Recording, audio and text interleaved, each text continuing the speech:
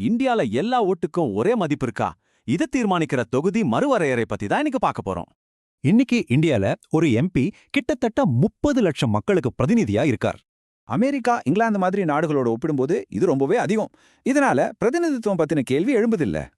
ஆனா இது எப்போதுமே இப்படி இல்ல. 1970கள்ல ஒரு எம்பி 10 லட்சம் பேருக்கு தான் இருந்தாரு. அப்போ என்னதான் மாறுச்சு? மக்கள் தொகைக்கு ஏத்த மாதிரி தொகுதி எல்லைய மாத்துறது தான் டீலிமிட்டேஷன். எல்லா ஓட்டுக்கும் சம மதிப்பு இருக்கணும்னு அரசியல் சட்டமே சொல்லுது.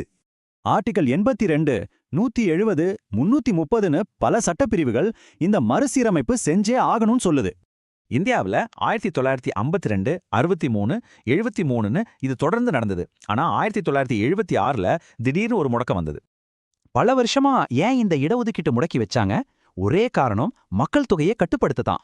மக்கள் தொகை அதிகமானா அரசியல் பலம் அதிகமாகும்னு நினைச்சா எந்த மாநிலமும் குடும்ப கட்டுப்பாட்டை தீவிரமா செய்யாதுன்னு அரசாங்கம் நினைச்சது. 2002ல இந்த முடக்கத்தை இன்னும் நீட்டிச்சாங்க. 2026க்கு அப்புறம் பாத்துக்கலான்னு தள்ளி போட்டாங்க. இதுதான் இன்னைய விவாதத்துக்கே காரணம். இப்போ 2026 வந்தாச்சு. மக்கள் தொகை நிலவரமும் தலைகீழா மாறிடுச்சு. பாலிசி சக்சஸ், ஆனா ஒரு புது சிக்கல் வந்திருக்கு. தமிழ்நாடு, கேரள மாதிரி தென்னிந்திய மாநிலங்கள் மக்கள் தொகையை கட்டுப்படுத்தினாங்க.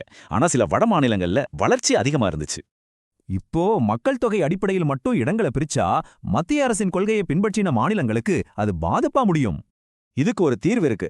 லோக்சபா இடங்களை 543ல இருந்து 850ஆ உயர்த்துறது. இதனால எல்லாருக்கும் நல்ல பிரதிநிதித்துவம் கிடைக்கும். ஆனா எந்த மாநிலத்துக்கு எத்தனை சீட்டுன்னு இன்னும் முடிவு பண்ணல. இத பத்தி நாடாளுமன்றம் விவாதிச்சுதான் ஒரு முடிவுக்கு வரணும். இதுல இன்னொரு விஷயமும் இருக்கு. மகளிர் இடஒதுக்கீடு சட்டமும் இந்த தொகுதி மறுவரையறைய நம்பிதான் இருக்கு. சோ ஒரு நபர் ஒரு வாக்குங்கிற ஜனநாயகத்தையும் மாநிலங்களோட சம உரிமையையும் இந்தியா எப்படி பேலன்ஸ் பண்ண போகுது?